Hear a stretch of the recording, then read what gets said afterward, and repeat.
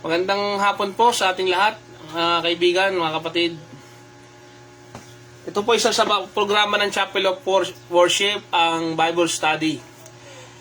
Meron po tayong kaibigan, si Kuya Chris. Ayan po.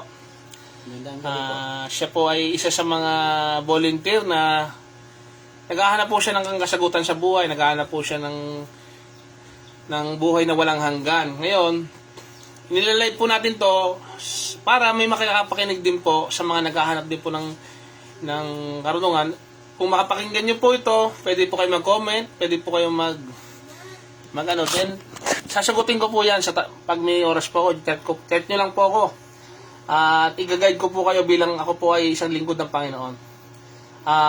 Makinig lang po kayo sa aming discussion. Ang Bible series po namin ay para po sa pagdidisipulo. Siya po ay dinidisipulo po natin. Maraming salamat. Makinig lang po kayo. Ayan, brother, naka-live tayo ngayon sa mga kaibigan natin. Sandali.